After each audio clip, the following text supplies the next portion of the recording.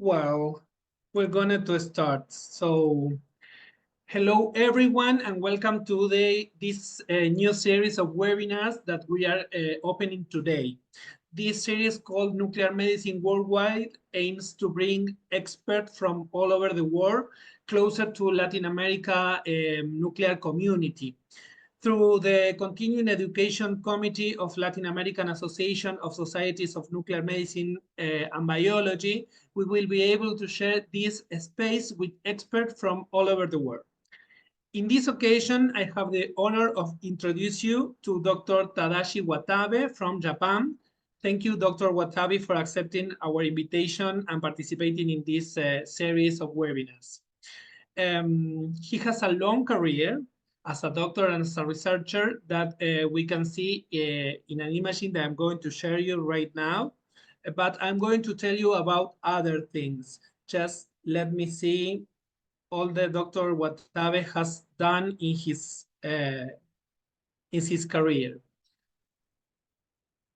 Dr. Tadashi Watabe is an associate professor and lecturer in the Department of Radiology at Osaka University. He serves as the principal investigator for a physician-initiated clinical trial on targeted alpha therapy using Astatin 211. Currently, two clinical trials are underway at Osaka University Hospital. The first one is an alpha T1 trial, which utilizes Astatin 211 sodium astatin for patients with thyroid cancer who are refractory to radioiodine treatment.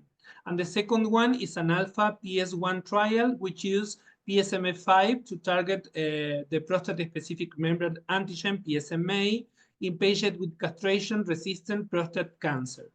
Dr. Watabe also serves as the principal investigator for clinical research involving FAPI-74 and PSMA 1007 at Osaka University. He has authored over 100 peer-reviewed publications focusing primarily on the preclinical development of targeted alpha therapies using Astatin 211 and Actinium 225, as well as theranostics related to FAPI and LAT1. So, as you can see, Dr. Watabe has he's a really expert in nuclear medicine field, so we are happy to have you here. The title of the presentation that he is sharing with us is Clinical Translation of Target Alpha Therapy using Astatin 211. So we are here to hear you, Dr. Watabe. Whenever you want, you can share your presentation and start. Thank you for being here. Yeah. So thank you very much for your kind introduction, Mariano. So I'm very happy, and it's my great honor to give a talk in this webinar for the Latin America people. So, as Mariano introduced just before, so today I'd like to talk about the clinical translation of targeted alpha therapy using Astatin. So I'm a nuclear medicine physician, but my research is mainly focusing on a clinical translation from preclinical research to clinical application. So I'd like to introduce some of my main research. So first of all, I'd like to explain about the alpha emitter. So this is a comparison between alpha and beta emitters. So beta emitter, such as lutetium 177 or iodine 131, they are mainly used for the clinical therapy at this moment. But compared to these beta emitters, alpha emitter emits the higher LET radiation. So the length of the alpha emitter is short, relatively short compared to beta emitter, like 50 to 100 micrometer.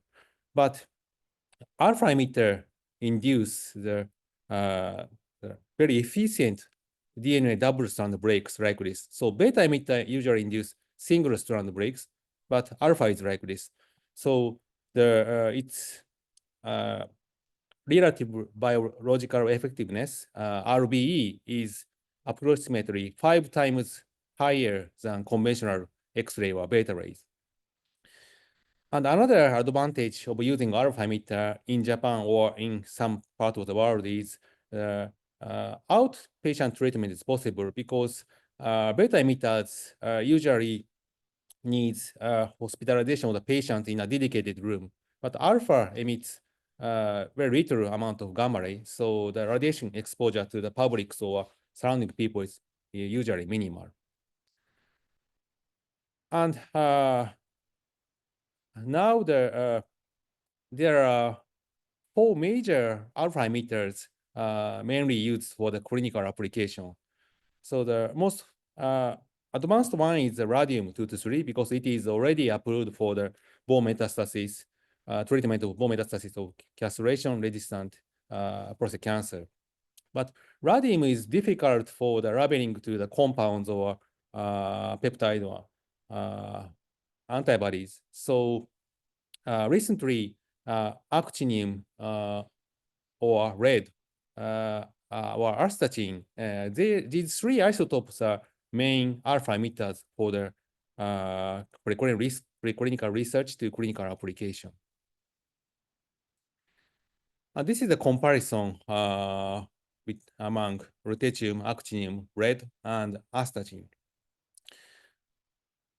And when we look at the half-life, actinium has 10 days, but lead and astatin has relatively shorter half-lives, about 11 hours and 7.2 hours. Other difference is for astatin, we can produce this isotope by using cyclotron. So the domestic production is possible for this alpha emitter. And lead and astatin emits some gamma rays, so we can image the distribution of the patients after administration of lead or astatin-labeled drugs. So these are the difference when we compare with actinium among alpha emitters.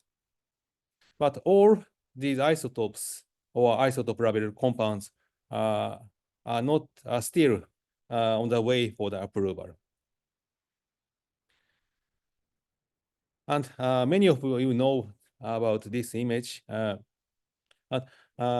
This image, this report from Heidelberg University showed the prostate cancer patient who is refractory to lutetium beta emitter therapy is very well responded to the actinium PSMA therapy. So the alpha therapy is sometimes very effective for the beta ray resistant patients. And this recently, the Professor Mike Satig reported the retrospective analysis of about 500 patients. And even in a progressive late-stage patient, the patient responded very well to this actinium therapy without big toxicity. And now there are many clinical trials using actinium-225. So it contains actinium PSMA and actinium-labeled neurotensin receptor small molecules and other antibodies. So I can say that actinium is the most advanced for the clinical application among in the target alpha therapy. But actinium has a problem for the supply in the world. I don't know the exact situation in Latin America, but in Asia or in Japan, so as you know, Japan is an island country, we have very limited supply or import of actinium from abroad, and domestic production is not easy. So it is, and I heard a similar problem for other Asian countries. So the supply of alpha emitter is, especially for actinium, is a problem. And now the world is looking at other alpha emitters such as lead or astatin. And from now, I'd like to introduce about astatin. So astatin, astatin 211 is a cyclotron-produced alpha emitter, and the target material is this bismuth 209, and it is natural bismuth target, so it means it's abundant in nature, so it's not a rare isotope. So if we can establish or build cyclotron center with this 30 MeV cyclotron, we can increase the production capacity of astatin. And we usually irradiate the alpha beam like this to the bismuth target. And we perform cooling to the target because without cooling, the target material bismuth can melt. So we protect melting by cooling. And we usually irradiate about 28.6 MeV alpha beam to bismuth because we should stop the production of astatin 210 because the daughter nuclide of astatin 210, this polonium 210 is very toxic. So we set the threshold not to produce astatin 210. So it's about like here. And the decay chain of astatin is very simple. So it decay to polonium 211 or bismuth 207, and then decay into the lead 207. And in Japan, there are about 5 to 6 production sites using cyclotron or accelerator. And in Osaka University, we have a research center for nuclear physics, so we can produce astatin domestically. And we also import astatin from other cyclotron facility in Japan. And so traditionally, Japan is focusing on the research using astatin 211, maybe due to the limited availability for other alpha emitters. But when we look at the number of publications about astatin, you can see the publication from Japan is almost 50, about half of the global publication. So our contribution for astatin community is very large. And in Japan, there are 3 investigator-initiated clinical trials are now being conducted, and 2 of them are conducted in Osaka, as Mariana introduced. And in Fukushima University, they are doing the astatin-labeled MABG therapy for malignant pheochromocytoma and paraganglioma. And today I mainly introduce our clinical trials. And in Japan, in Osaka University, we have a 30 MeV ABF cyclotron in the same campus with our university hospital. And we started the astatin production about 10 years ago. And at first, we performed many preclinical researches for clinical application in collaboration with the Graduate School of Science.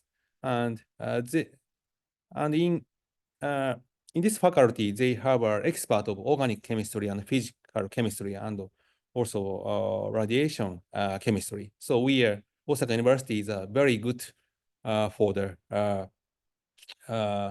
radiopharmaceutical research. And now we translate. Now we have successfully translated our Astatin research into clinical phase. So this image is the first image which we did 10 years ago using Astatin. So at first we compared the biodistribution of iodine and Astatin in rats. And as you can see here, they showed very similar biodistribution. You can see the accumulation of thyroid, stomach, and excretion of the bladder. So we performed the intravenous administration and oral administration, but they are similar.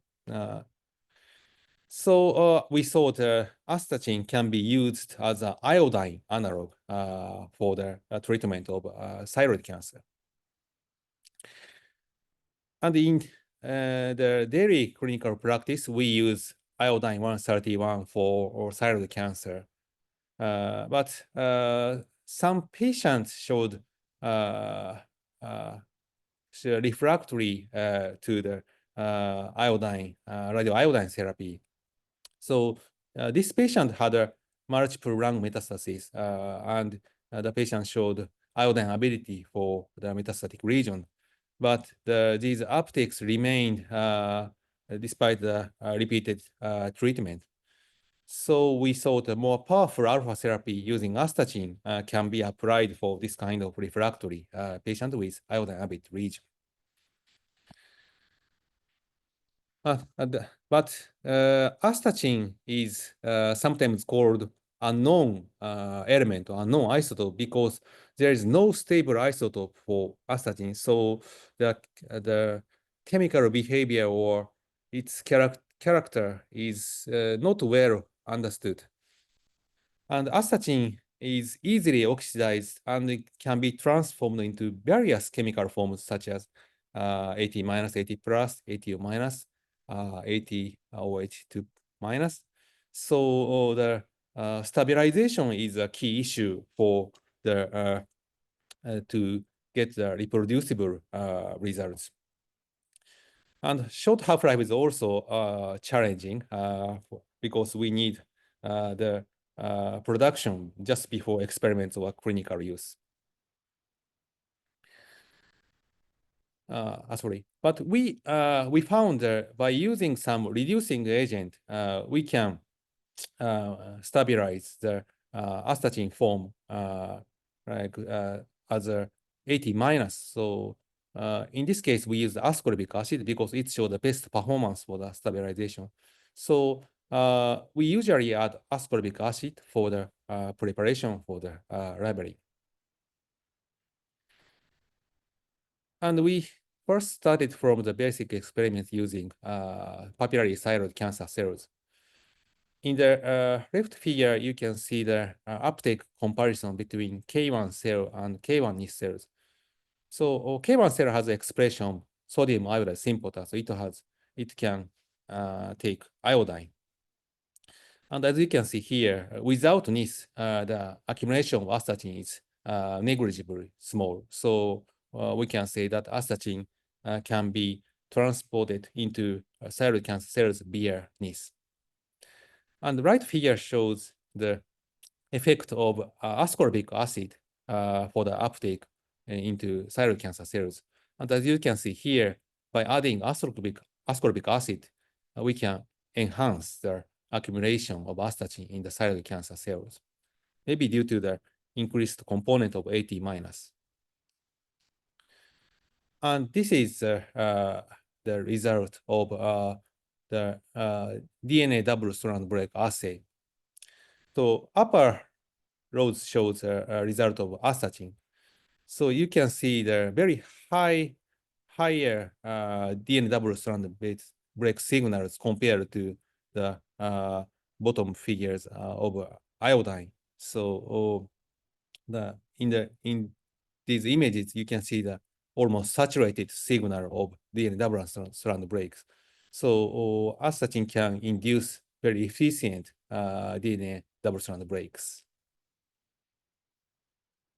And this is a colony formation assay. We So in this assay, we confirm the cell proliferation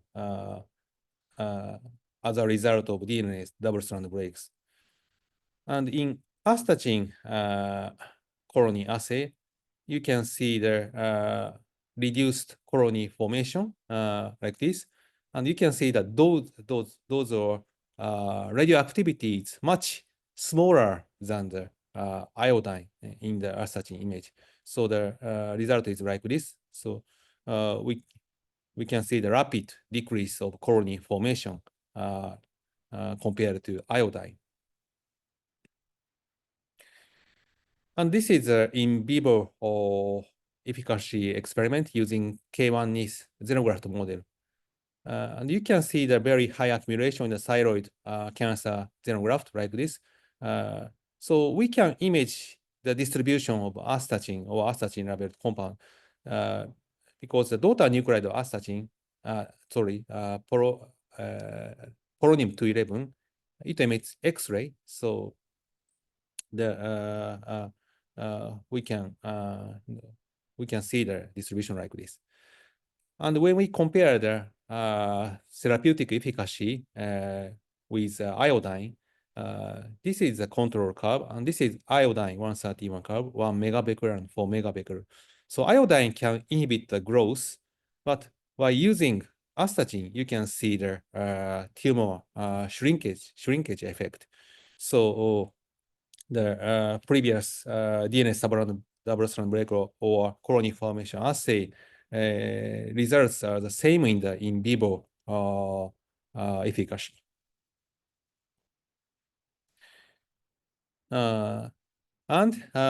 So we thought it's very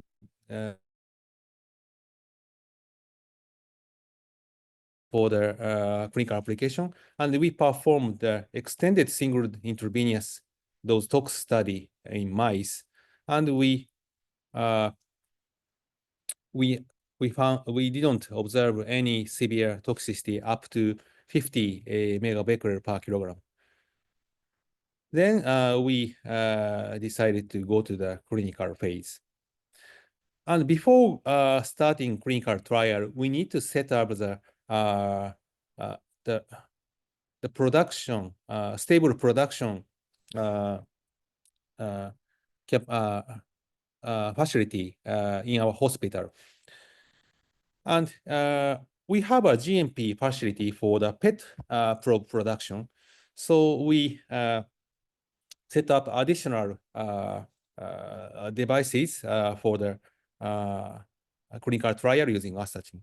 And we don't have a cyclotron for astatin production in the university hospital, so we import the irradiated bismuth target from other institution in Japan or from research center of nuclear physics in Osaka University.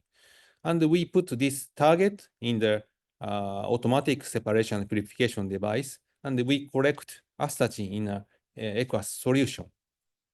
And then we use the solution for the labeling, or for the sodium acetate trial, we just adjust the pH or the condition. And another challenge of using astatin for clinical trials is it's not easy to identify the astatin 211 is rarely included in the clinical trial drug solution because there is no stable isotope, so we cannot use the standard to check the QC. So usually we check the gamma ray peak like this. So these peaks are unique to the astatin 211. But in addition, we perform LC mass analysis. So we quantify the mass number of astatin 211. So of the clinical trial drug solution. And we identify the mass number is almost 211. So we can say that the astatin 211 is rarely included in the solution. And now we are almost finishing this phase 1 clinical trial for refractory thyroid cancer patients. And in this trial, we have finished the administration to the 11 patients. So this is a phase 1 study, so it's a dose escalation study. And we finished the observation for 6 months after administration. And now we are summarizing the results, and we submitted the abstract for SNMI. So maybe you can see the results in SNMI this year in June. And in this clinical trial, we performed dosimetry by acquiring the patient image at 1 hour, 3 hour, and 24 hours post-administration. And we set a region of interest using the PMOT. And then we performed the absorbed dose calculation using IDAC software for the dosimetry in normal organs and in tumors. So this is a dose escalation study. So by using dosimetry, we can estimate the toxicity when we increase the dose in the next level. And this is not the result from the patient, but this is the estimation from the mice. But we see the similar results. You can see the uptake, physiological uptake in the thyroid and in the stomach, and some uptake in the salivary gland and spleen. So the uptake in the thyroid is, of course, high, like this. But for other organs, except for stomach and salivary gland, we don't see high uptake. And now we are shifting to the theranostics using astatin. So it means we are now using astatin labeled small molecules or peptides.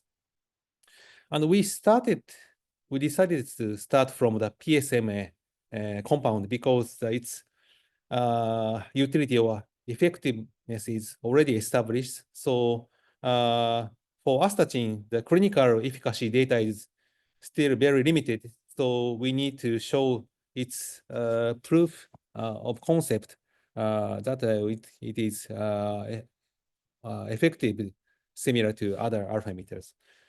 And we developed the astatin labeled PSMA5 based on the structure of fluorine in PSMA 10-on-7. And we produced several candidate compounds other than PSMA5, such as PSMA1 or 6. So in PSMA1, we expect the higher, more excretion in the urine because this structure can facilitate the urine excretion. And for PSMA6, you can see this the optimal structure. This is a optical isomer to the PSMA5. So this R structure and S is different between them. And in the preclinical xenograft model study, we found that this PSMA5 showed the best tumor uptake at 3 and 24 hours post-administration. And for kidney uptake, it shows a moderate uptake. So PSMA1 showed relatively less uptake in the kidney, but its tumor uptake is not so high. So we, in terms of the ratio of tumor uptake to kidney, so we decided to go for this PSMA5 for clinical application. And this is xenograft model study. You can see very high accumulation in the xenograft like this. and you can see very high tumor uptake like this. So, so sometimes we experience dehalogenation of the compound. It means release of astatin from the compound, because this carbon astatin bond is not sometimes not stable. But for this astatin PSM5, it is relatively stable, so the dehalogenation is very minimal. So you can see the very minimal uptake in the thyroid here or here, but it's not. It didn't cause any toxicity in the thyroid, and you can see very nice dose-dependent treatment effect like this. And this time we performed the biodistribution and tox study in monkeys.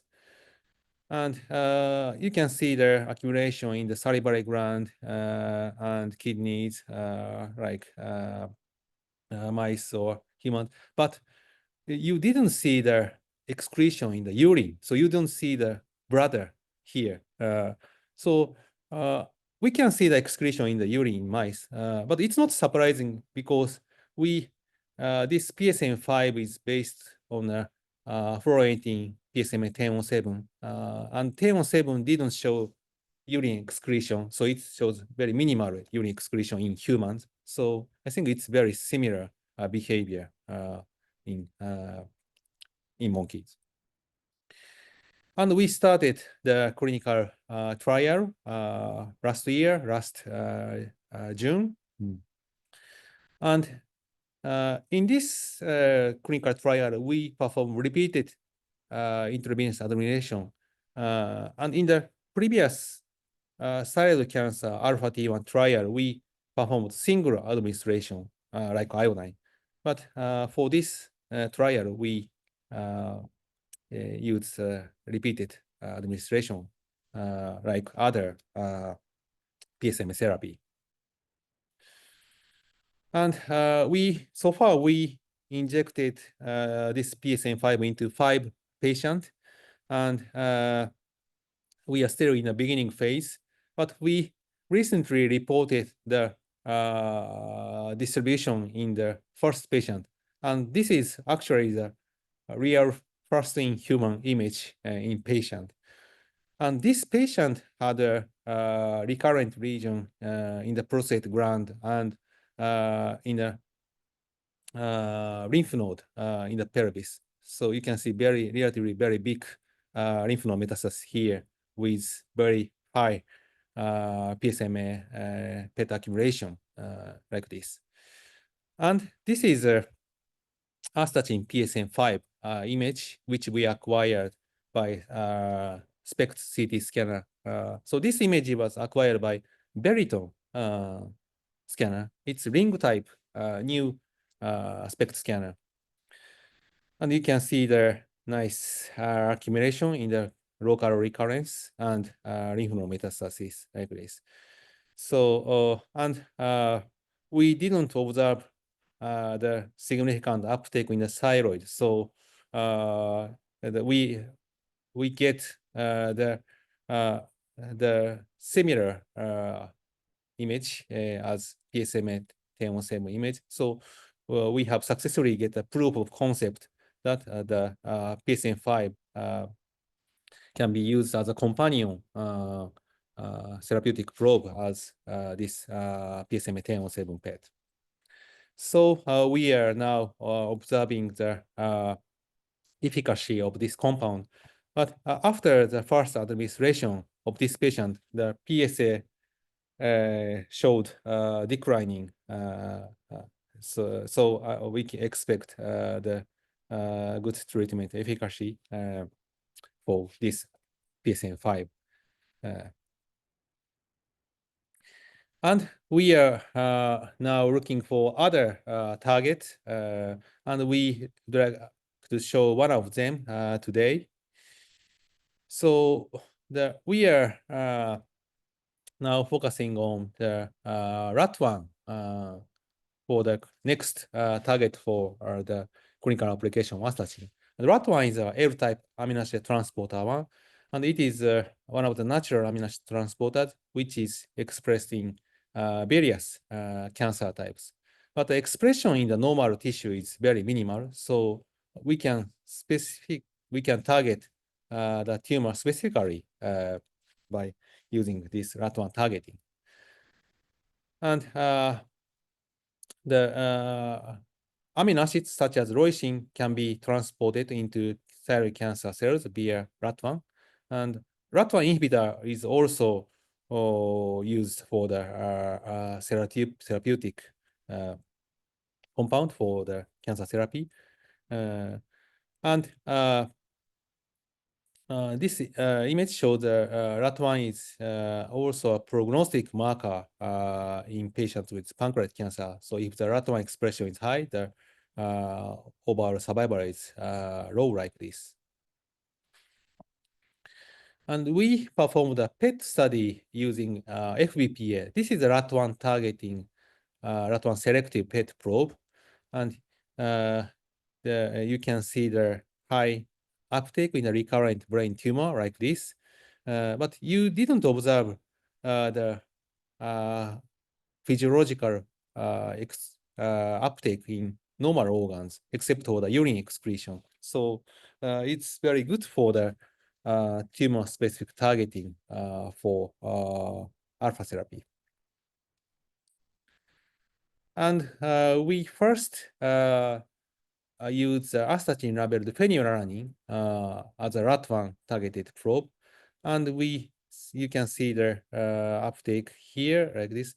But unfortunately, the retention in the tumor is not good for this compound. You can see the washout from the tumor like this, because amino acid derivatives can be transported. So transporter has influx and efflux, so it can be exported from the tumor. So we need to enhance the retention for the better treatment efficacy. And now recently we have published our new compound,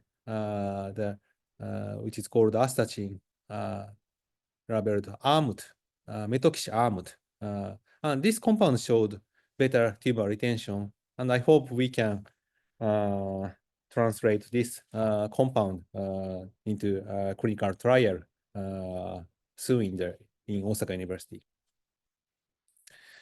And we are also increasing the production capacity of astatin, because now we are using the academia cyclotron, but these cyclotrons are used for various purposes. So we can use these cyclotrons once or twice per month. So it's not enough for the multiple site clinical trials.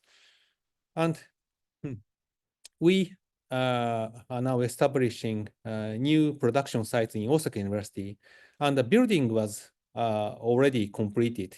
And we will install the new dedicated cyclotron for astatin production this year in collaboration with Sumitomo. It's a domestic cyclotron company in Japan.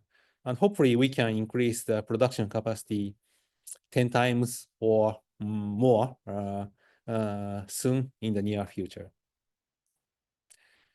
So in conclusion, investigator-initiated clinical trials using astatin for refractory thyroid cancer and astatin PSN5 for prostate cancer have been conducted with dose escalation at Osaka University.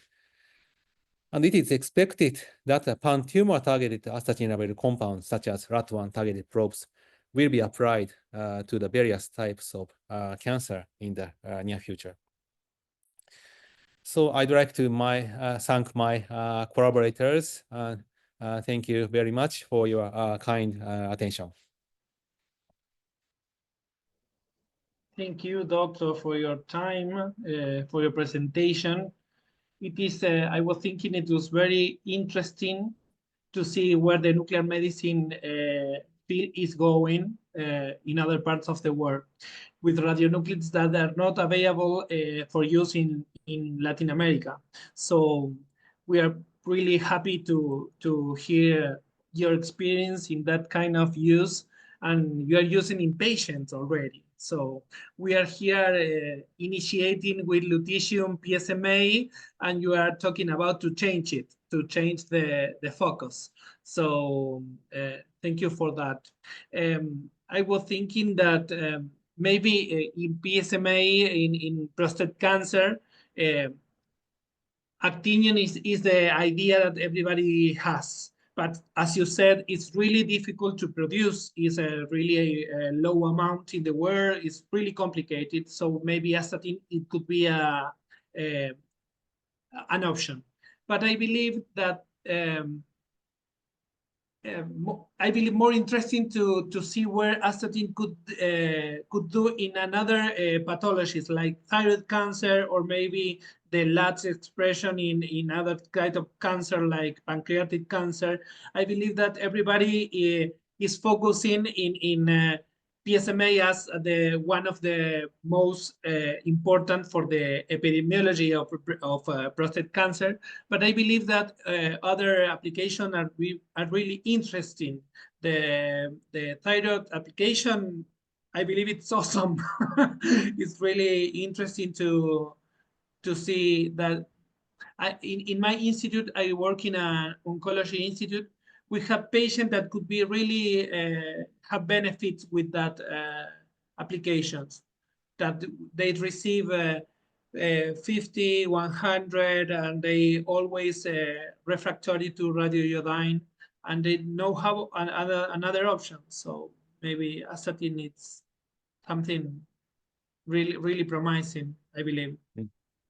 Yeah. Thank you very much. Well, doctor, it's really my pleasure to hear you. And I believe that it's an honor for all Latin America to have the opportunity of hearing this stuff. So I only have to say thank you. Thank you for your time. We have a really different time. You are in the morning, I am in the evening here in Argentina. Thank you for your effort. So, well, nothing else. Thank you very much for all the things that you show us. Yeah, thank you very much. Yeah, I'm very happy to give a talk to the opposite side on the earth. So, so I hope that you can also get astatin in the near future in the Latin America. I will be very happy. We have astatin and other stuff that we believe that it's important to have a maximum access to radioisotope, to different kind of radioisotope. And Argentina, in Latin America, Argentina has a really long tradition in the using of radionuclides in medicine. So it would be a pleasure if we have that opportunity. I believe that some things are happening that maybe in the future we can have it. But your experience is an important one. We are making the way. We are going to follow. Yeah, thank you very much. Yeah. So well, yeah, I will continue my research, of course. Yes, please. We're going to talk later. Maybe in a year we can have another talk, and you talk about the LAT and the patient strategy be treated with LAT and astatin or other stuff that you have made. Thank you for all your time. I leave you because you have things to do. So we finished this first webinar with Dr. Tadashi Watabe from Japan. Thank you very much again, doctor. Thank you very much. Bye, doctor. Bye-bye. Thank you very much.